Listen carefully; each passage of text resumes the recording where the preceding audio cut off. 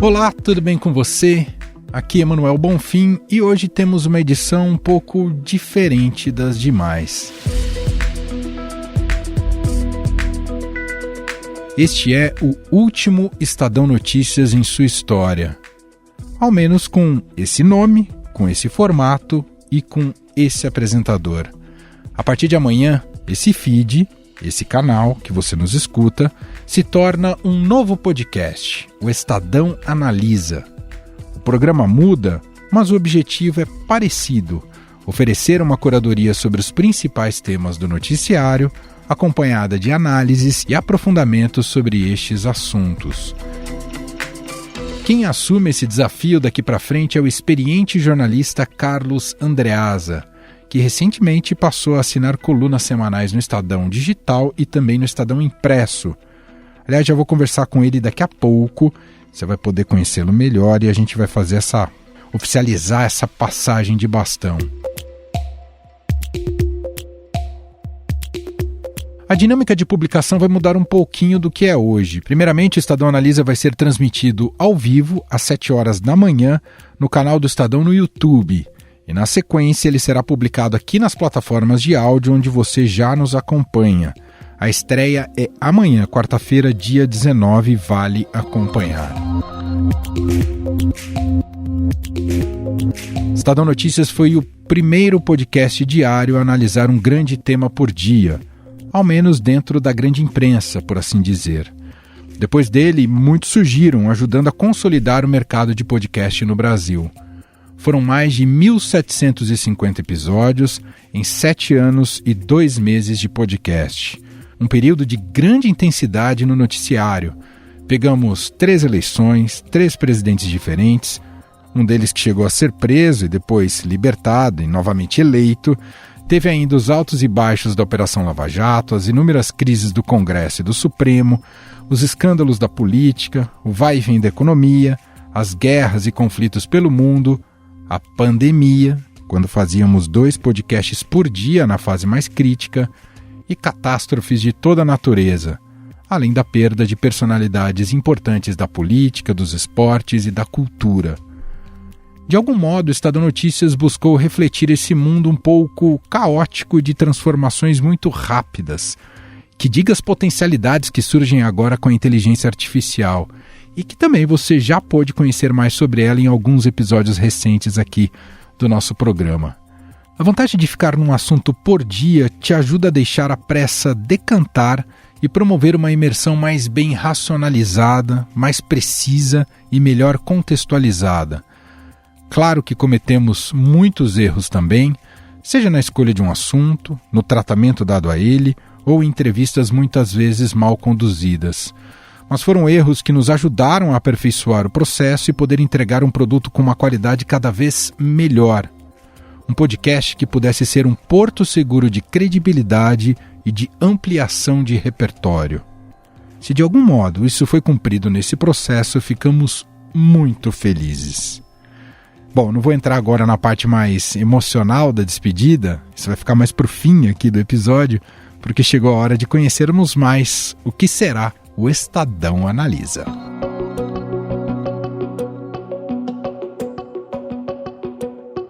Diretamente do Rio de Janeiro, tudo bem, Andreasa? Seja bem-vindo. Fala, Manuel, tudo bem? Que prazer estar com você, estar com vocês. Obrigado por me receber. Demais. Te ouvi um pouco sobre essa nova jornada. Você já é um cara acostumado de rádio, né? Ter esse hábito de estar com o ouvinte não é algo muito inédito na sua vida, mas te ouvi sobre essa nova etapa. Agora tem vídeo também, né? Mas me fala, Andreasa, como é que tá aí? É vício, né, Manuel? Esse contato com o ouvinte, com o espectador. Acho interessante de você ter falado sobre rádio, porque vamos fazer um podcast, um videocast, o Estadão Analisa, mas a linguagem é de rádio, né? Impressionante como o rádio tem vitalidade contra todos os prognósticos e se impõe e pauta, e se recria, e cria linguagens. Aliás, há muito tempo a gente faz rádio com imagens, né? Há muito tempo a gente já faz rádio pensando no espectador. Então, do ponto de vista formal, não haverá novidade, é isso mesmo, diariamente, de segunda a sexta, ao vivo, às 7 da manhã, começando o dia bem cedo, com aí sim, eu acho, com uma ideia, com um formato não inovador, a gente não tem essa pretensão, mas desafiador, que é, diante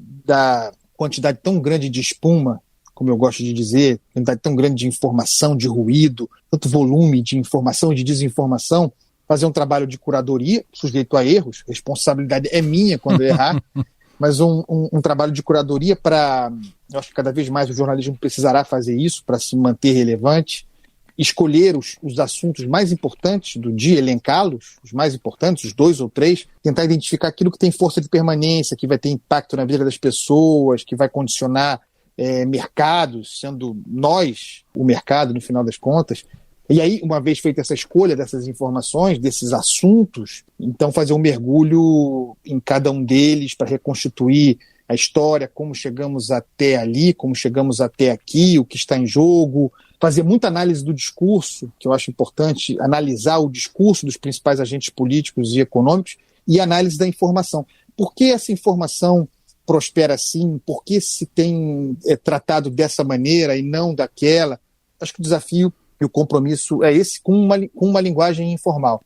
7 horas da manhã, as pessoas estão começando o dia, aquelas que nos acompanharão ao vivo, receberão todo esse tratamento rigoroso da informação de uma maneira leve, descontraída, daí porque a ideia é fazer, e assim será, da minha casa, daqui de onde eu estou agora, de uma maneira informal, bastante leve, e claro, tem outro desafio, fazer com que, e até a prova de que a gente está fazendo a escolha certa no elenco das notícias a serem tratadas, tentar fazer com que esse conteúdo tenha força de permanência. Para quem não puder ouvir ao vivo de manhã, posso ouvir na hora do almoço, mais tarde, na hora da academia, ou mesmo no final do dia, ter uma base oferecida por nós, não quer fazer a cabeça de ninguém, oferecer elementos, provocar elementos para o debate, para que a pessoa possa, durante todo aquele dia, e de repente até depois, nos outros dias, extrair do programa um conteúdo que também tenha força de permanência. São muitos desafios, eu estou animado. Bom, é algo que também você já está acostumado há algum tempo, mas como é que é se posicionar num ambiente cada vez mais de opiniões radicais, Andreasa? Como é que você se estabelece diante desse cenário difícil que se tornou o debate público no Brasil? Manuel, quando eu era mais novo, e faz algum tempo, infelizmente, quando a gente é mais novo, a gente é mais facilmente cooptado, ou estimulado, ou atraído para as soluções fáceis. Fazendo uma autocrítica, eu já fiz várias vezes, vendo algumas das minhas intervenções em rádio no começo da minha carreira no rádio, eu concordo com o conteúdo do que eu disse, mas estranho a forma, porque há mesmo, e há muito tempo, um estímulo à radicalização da linguagem, à agressividade. A gente tem um espírito do tempo violento. Quando eu entendi isso, não livre de errar, eu firmei um pacto comigo mesmo de tratar duramente as questões, quando necessários, mas sem facilitar, o que significa sem aderir a bolhas, as bolhas ideológicas. Eu não gosto exatamente do termo polarização, mas as bolhas ideológicas de um lado ou de outro, cada um na sua posição. Esse é um mercado muito fácil de atuar. Se quiser entrar nisso, fazer assim, você constrói rapidamente a audiência gigantesca que você quiser, falando o que as pessoas querem ouvir. Eu, portanto, tento me orientar formalmente, de uma maneira moderada, mas com ênfase, sendo duro quando necessário, daí porque também evitando olhar muito para a repercussão das coisas que eu falo e escrevo, porque isso também pode... A gente vai ficando experiente e se protegendo, mas isso pode condicionar humores, eventualmente. Avaliar as coisas, sujeito a erro, mas avaliando as coisas caso a caso, situação a situação, tendo sempre em conta que valores absolutos raramente existem.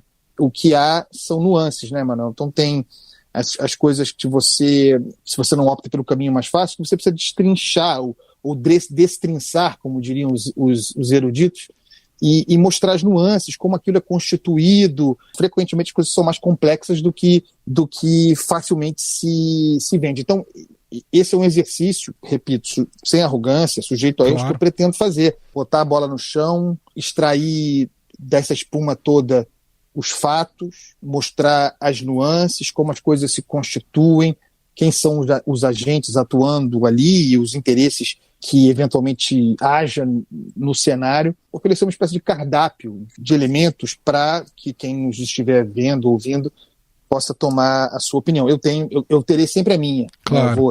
Eu vou sempre apresentar a minha. Uma coisa que também, antes a gente, quando era mais novo, tinha dificuldade em admitir. Muita coisa não é explicável, sabe? Tem muita coisa que não tem explicação. A gente fica tentando encontrar explicação racional para tudo. Você vai conseguir alguns elementos racionais, mas tem um componente do imponderável, do emocional, que não é palpável.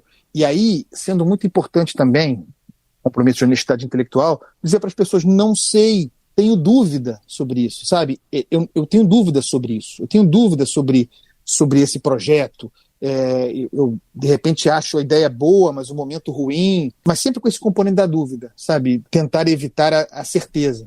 Você esperava, Andreasa, que a gente tivesse no Brasil uma temperatura mais morna do ponto de vista político e de debate público, passado quase 2 anos do governo Lula e pós-Bolsonaro e com a venda da tal da Frente Ampla? Te surpreende como o Brasil continua um pouco cindido, Andreasa? Não me surpreende, nunca acreditei na Frente Ampla, senão como uma organização, menos Frente Ampla, mais uma composição circunstancial para a eleição, nesse caso uma convenção para vencer Jair Bolsonaro, mas passado esse momento eleitoral, um presidente eleito para um terceiro mandato, que governou outras 2 vezes, que tem uma forma de governar e que sempre governou com os seus, abrindo muito pouco espaço para a ascensão de outras lideranças, e que começaria o governo sob grandes pressões, inclusive em função do placar. Uma eleição muito, muito apertada. Então eu não esperava um grande distensionamento. Eu achava que a gente ia ter uma pressão que continuasse alta por algum tempo e com muita impaciência. Eu acho que o governo Lula fez algumas apostas que tem uma dimensão econômica na origem, muito viciado talvez, e talvez fosse inevitável, muito viciado pelos seus governos primeiros, subestimando o Brasil 20 anos depois. As pessoas não são tão gratas ao Lula quanto ele acha que elas são, acham que a sua prosperidade, em boa medida derivada do seu governo ou ocorrendo durante o seu governo, as pessoas de qualquer maneira acham que elas ascenderam por méritos próprios, querem que o governo interfira menos nas suas vidas, querem menos Estado. Acho que o presidente Lula tem uma incompreensão profunda do que seja a classe trabalhadora hoje, que sempre foi a sua base. Acho que tem uma incompreensão sobre o que as pessoas hoje esperam, as pessoas de classe média baixa, quais são as expectativas. E acho que o governo fez uma aposta nesse negócio de novo PAC, choque de investimento, Estado indutor, gerador de bem-estar artificialmente gerado, algo que produzisse uma espécie de voo de galinha. Claro que o sujeito acha que não está produzindo voo de galinha, eu acho que seria um voo de galinha. Um voo de galinha que fosse possível chegar até 2026 de maneira competitiva, com bons indicadores para competir pela reeleição em vantagem. Mas talvez tenha superestimado essa possibilidade, talvez o chão tenha encurtado um pouco. E aí nós estamos vendo agora esse desespero de ordem orçamentária para cortar recursos, para arrumar dinheiro. E isso agrava muito esse ambiente político que nós temos. Tem uma coisa engraçada também, Emanuel, que é o seguinte: se você compara com o Bolsonaro, com o período Bolsonaro, para ser justo, intelectualmente honesto, a gente precisa considerar que algo melhorou. Eu não digo em termos de economia, nem nada disso, não, estou dizendo em termos de temperatura. Isso porque, não é um elogio que eu vou fazer, mas isso porque Lula é previsível, Bolsonaro era imprevisível, certo? Não quer dizer que a previsibilidade de Lula seja boa, mas a gente consegue prever o que o Lula fará, consegue prever os erros que Lula cometerá. Isso permite que as pessoas se protejam, no caso de não gostarem do que conseguem prever, né, tomar posições preventivas. Então, se o governo ser previsível não é uma qualidade percível, você pode ser previsível para o mal, para fazer o mal, mas se você é previsível, você permite que as pessoas se organizem melhor. Nesse sentido, melhorou, porque o governo Lula é previsível. Bolsonaro era imprevisível, então era uma instabilidade por dia. Nesse sentido, não dá para dizer que a gente hoje não consigo, eu consigo olhar um pouco para o futuro, eu consigo ver o que vai acontecer. O que eu vejo que acontecerá não acho bom, mas eu consigo me organizar. Então, é dessa forma que eu vejo, não sou otimista, nunca fui. Acho que o Brasil já está para além de uma década de depressão política.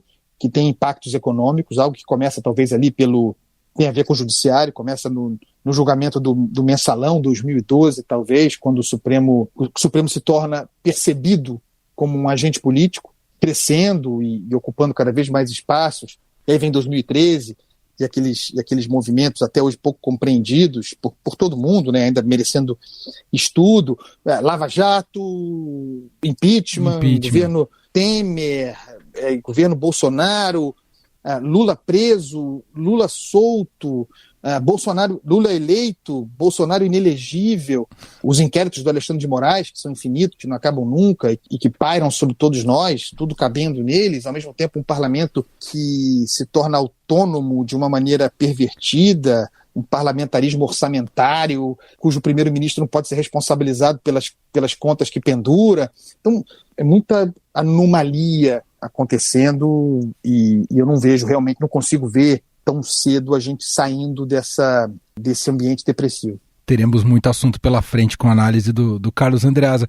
Só para te ouvir um pouquinho também da sua bio, Andreasa, você foi primeira escolha sua, ser jornalista? Você sonhava com essa profissão, Andreasa? Se meter nessa lama? Pois é, eu devia ter feito direito. E talvez hoje eu fosse ministro do Supremo. Ou dono de uma banca advocatícia poderosa e estaria com a minha vida resolvida. 6 da tarde ia fechar a gavetinha. Isso, eu escolhi ser jornalista, mas o meu negócio sempre foi texto, sabe? Eu nunca imaginei que eu fosse estar aqui, que eu faria rádio, que eu colocaria a minha cara e tal. O meu sonho era escrever no jornal. Meu sonho era ser colunista de jornal. E inicialmente nem era na área de política, economia. Meu lance era literatura, música. Ah, você vem pela cultura. Eu vim pela cultura. E aí, o que aconteceu? Eu fui jornalista, mas muito cedo. Eu nunca trabalhei numa redação, nunca fui repórter. E até lamento muito não ter essa escola, porque muito cedo eu fui para o lado dos livros e entrei no mercado editorial. Então, eu fui revisor de texto de livro, fui editor assistente, fui copydesk, fui editor assistente, fui editor. E aí me tornei executivo no mercado editorial, numa grande editora. Então, eu fiquei 10 anos, ou mais de 10 anos, 15 anos quase, fazendo livro, cuidando de livro. E aí nesse meio do caminho, me chamaram para escrever no jornal, em função do destaque talvez eu nem devesse ter, mas como editor, um editor que botava a cara, que participava do debate público. Aí fui escrever no jornal, no caso no Globo, onde eu fui colunista por 8 anos, E aí me chamaram para fazer rádio. Ainda tem isso, quer dizer, nesse meio do caminho eu fui fazer rádio sem nunca ter feito. Acho que você vai fazer bem rádio. E fui fazer rádio. E aí nunca mais parei. Em determinado momento ficou mais importante ou mais atraente para mim, ou eu realmente me via olhando para frente, mais como jornalista, escrevendo no jornal e falando no rádio do que como editora. Eu deixei o mercado editorial para me dedicar inteiramente ao jornalismo e aqui estamos. Chegamos aqui. Mas para quem não sabe, ele continua escrevendo, apesar de falar muito, continua escrevendo. Prolixo. Como é que eu vou fazer um podcast todo dia de 40 minutos só? Né? Você tá vendo o drama da criança. Não colocaram o diretor não tem ponto no seu ouvido nesse podcast. Não tem, mas eu me comprometi a fazer um podcast de até 40 minutos. Eu vou cumprir. O Andreasa escreve às segundas e sextas, publicado no digital, e também tem depois no impresso do Estadão. E agora com a Analisa de segunda a sexta-feira, às 7 horas da manhã. E você pretende trazer um pouco da crônica política e entre outros temas aí do Rio de Janeiro? Isso deve invadir um pouco dos seus comentários também, ou não, Andreasa? Eu acho que eventualmente sim, considerando que não é uma crônica política, é uma crônica policial, né? É mais policial do que política. Eventualmente sim, né? Eventualmente sim, inclusive porque a gente tem ano eleitoral, 2024, e eu acho que o Rio de Janeiro é uma eleição estratégica para o futuro do Brasil. Se nós pensarmos na eleição de 2026, tem um jogo pesado sendo jogado aqui no Rio, e eu que fiz durante muito tempo rádio local, rádio para o Rio, que é uma coisa que eu adoro fazer.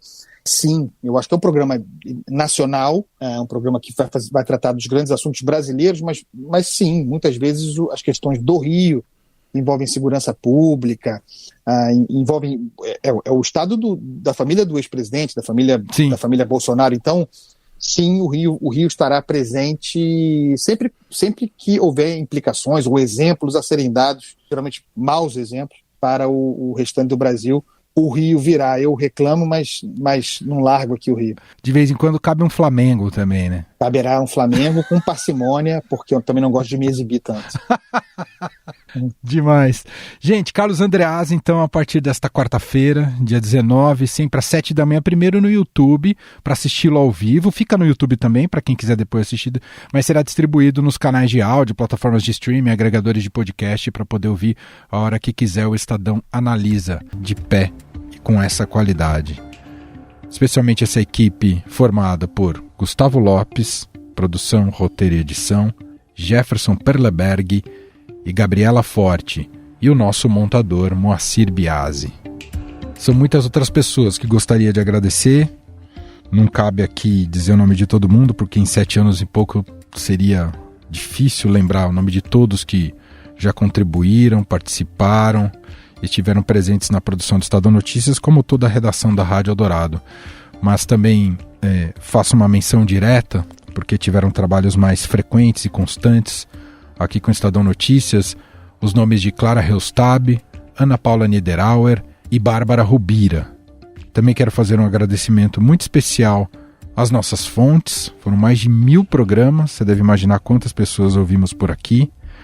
E só por conta delas e da especialidade que elas construíram ao longo de suas respectivas carreiras, que nos permitiu aprofundar e entender melhor o Brasil e o mundo. Então agradeço muito a esses nossos entrevistados e muitos que se tornaram colaboradores constantes aqui do Estadão Notícias. E claro, o principal agradecimento, o maior agradecimento é a você que nos acompanhou ao longo de toda essa história, você ouvinte que nos acompanhou ao longo de toda essa história, nos prestigiou, nos deu audiência, puxou nossa orelha quando era necessário, fez suas sugestões, elogios, enfim, tudo isso só existe devido a você. Agradeço de coração. Eu vou dizer meu último tchau, tal como a tradição regeu ao longo desses 7 anos e 2 meses.